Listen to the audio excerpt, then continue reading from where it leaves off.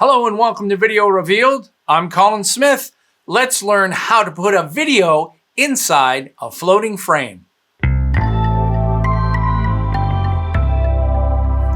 All right, shout out goes to my buddy Michael John Wolf for creating the video that I put inside the frame. So let's have a look at what we created.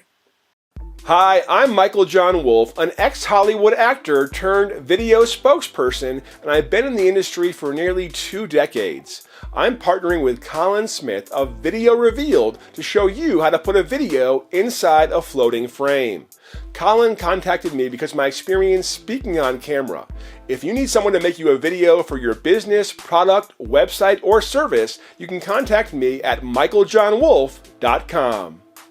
All right, I'm going to show you 3 ways to do this. One with the newest motion graphics templates in Premiere Pro CC, another one with the old titler, and another one with Photoshop. They all work exactly the same. It's just how you create things that are slightly different. What I think is really important is not reducing the quality of the HD video inside the frame. If you do this incorrectly, you'll end up reducing that quality and scaling something that shouldn't be scaled. I also want to show you where I got my background texture from. If you go to wildtextures.com, there are a ton of high resolution free textures, and you can search through different styles. Just click on them, open them up, and download them. They're all very high quality, and you can see what they look like in each of these applications. They're quite large. So in Photoshop, I've scaled them and rotated that. By default, this is 4,000 pixels by 6,000 pixels. Now you can put something that big inside Premiere Pro, but your computer's going to have trouble playing it for sure. I also found that when I dropped in that size in a motion graphics template, it broke the motion graphics template. So I changed the size to 2,844 pixels by 1,600 pixels, which sounds like a very odd size. That size is larger than an HD frame, which is 1920 by 1080, but it's the same aspect ratio. In fact, if you leave this button on right here and you type in one of those ratios, you'll actually see it is 1920 1080. So I changed the height to 1600 and let the width just come with it. The aspect ratio is that relationship between the size. And you want this for 2 reasons. You want it because it will line up correctly, but more importantly, again, when you drop in the video, like I'll show you in a second, it lands right in the center and does not need any position or scale information. All right. You'll also notice that in this Photoshop file, I've got a text layer, I've got a bar behind it, I've got another text layer, I've got another bar behind that. I have a white frame, and to help that white frame separate from the background, I put a simple Photoshop drop shadow on, and there's my wild texture in the background. So you leave all of this as layers and just save this as a native Photoshop file, a .psd file. All right. Let's get back to Premiere Pro. If you just import that Photoshop file, file import, there's the file right there, and you bring it in as a sequence, and down at the bottom, make sure it's set to document size, and all the layers will come in as a sequence. Click OK, and this is what you end up with. It creates a folder for you, and it creates a sequence. And when I open up that sequence, you'll see everything there. You won't see the video. This I dragged in, but all the rest shows up. So the only thing you add to this is the video. One thing to watch out when you're selecting the video is make sure that V1 and A1 are selected. This is called source patching. If you've accidentally turned A1 off, you'll drag in only the video, and you'll probably be very confused. So drag that into another layer. I put it on the top layer, and then the audio is down at the bottom. This is the same video, but now in a large frame. It's the same size that we had, which was 2844 by 1600. When you import the Photoshop file and make a sequence, it makes it that size of a sequence. And you can see all of the same layers are there. Any changes you make in Photoshop will show up in here. One thing to be careful not to do is to add or remove layers in the Photoshop file. That just confuses Premiere Pro. So if you do that, just re-import that and drop the video on that new timeline. Because remember, it makes a new timeline. Okay, so that's the Photoshop version. The title version looks exactly the same. And for this, I needed to create the sequence. So if you click down in the bottom and create a new sequence, and if you go to settings, and instead of 1920, you change this to 2844 by 1600. And you can leave all the other settings as default. Click OK, and it will make this sequence. So with this one, the texture was dragged in at the bottom, so I imported that same cropped texture. The white frame was added as a color matte and then just scaled down. The only thing that's missing on here is a drop shadow. In the effects, if I look for drop shadow, then I can add that drop shadow.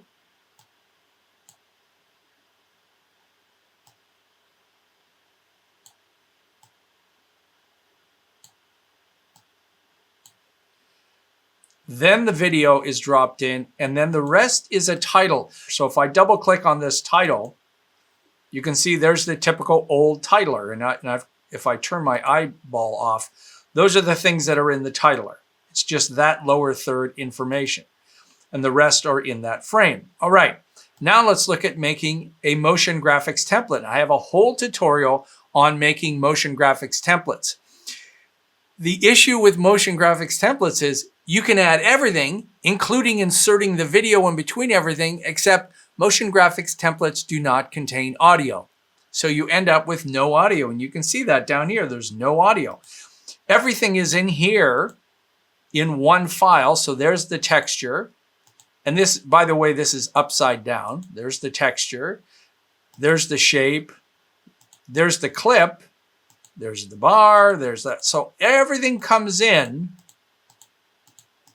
but there's no audio. So you would have to add just the audio later on. And if you wanted to do that, you select the same video clip, turn off V1, turn on A1, and drag that in. So now I've got the exact same thing as a motion graphics template.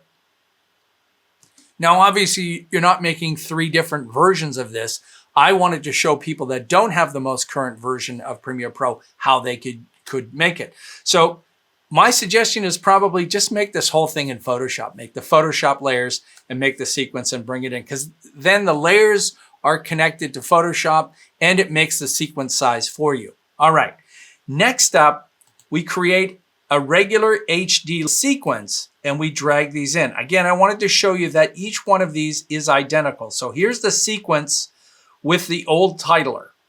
That looks like that. Here's the Photoshop layers, and here is the motion graphics template. They're all there. So let me just get rid of these and we'll start from scratch.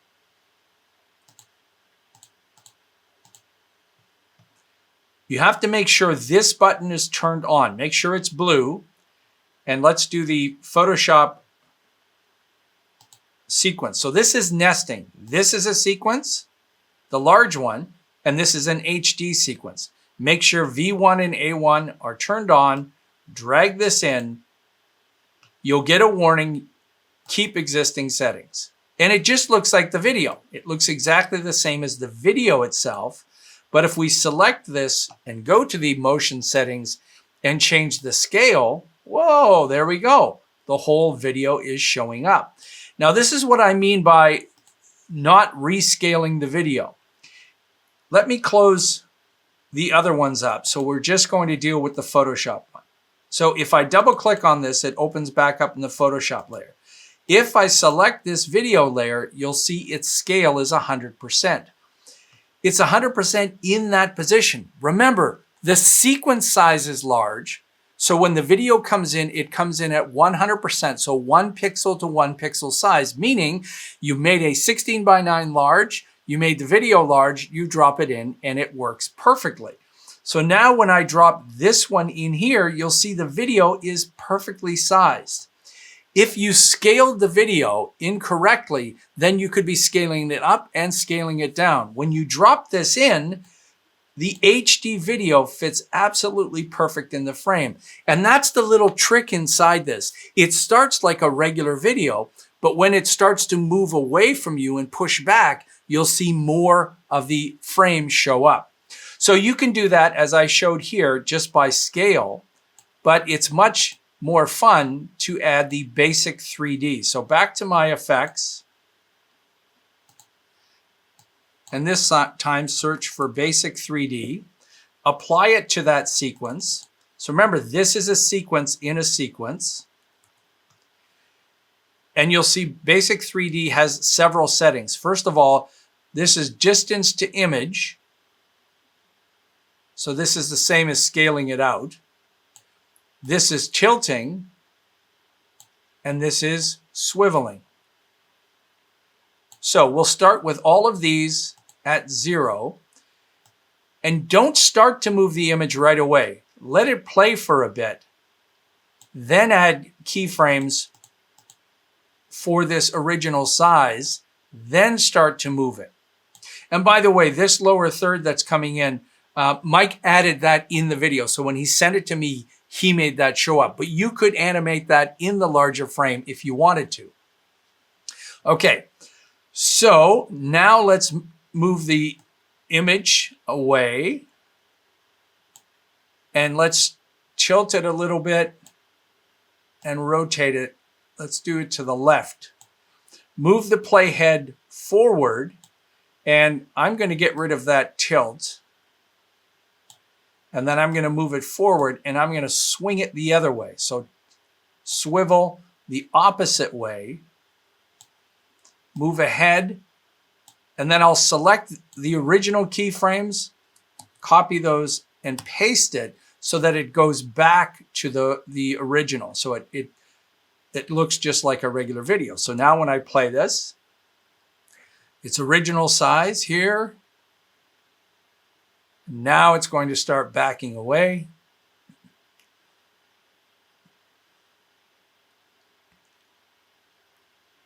Actually, I should have made that go out a little bit more. The distance to image, it's cutting this off. So I'm going to move the distance from image further away. And this is 56. So for the next one, oh, we'll leave that at.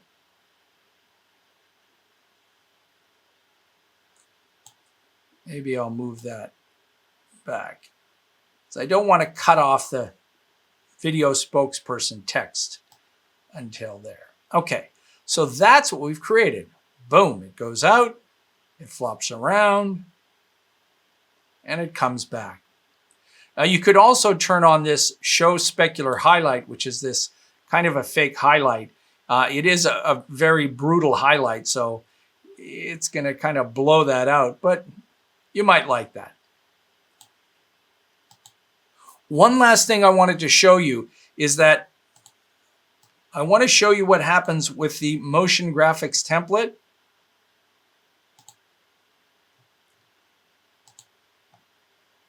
Remember, this one is a motion graphics template, and it's a very large frame, and it's made up of all those pieces.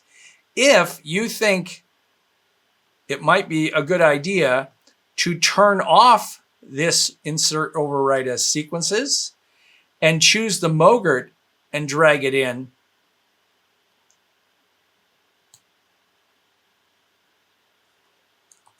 all right, let me go down on the timeline. If you drag that in, it scales the Mogurt and absolutely breaks everything. Motion graphics templates have an auto resize, rescale, move stuff built into them, which can be a huge problem. So when I drop this in, all of those things moved around if you brought it in as a motion graphics template. If you have this button is turned on, make sure it's blue and bring that same motion graphics template in as a sequence, then it's going to work. And if you wanted, you could copy this, paste attributes, make sure the basic 3D is turned on, click OK, and now you've got that same animation with the motion graphics template. So don't bring that in as a Mogurt, bring it in as a nested sequence. All right, thanks to Michael John Wolf for creating the video that I stuck in the floating frame. Make sure you check out his website, michaeljohnwolf.com, and you can see the movies he's been in and the services that he offers.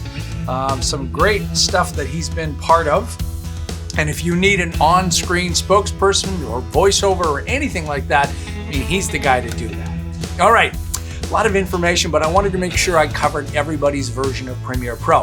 Hey, if you're new to Video Revealed and you found this informative, please take a moment and subscribe. If you want to support us some more, you can do that through PayPal. There's a link in the description and on the front of the channel. Thanks so much to all of our wonderful PayPal supporters.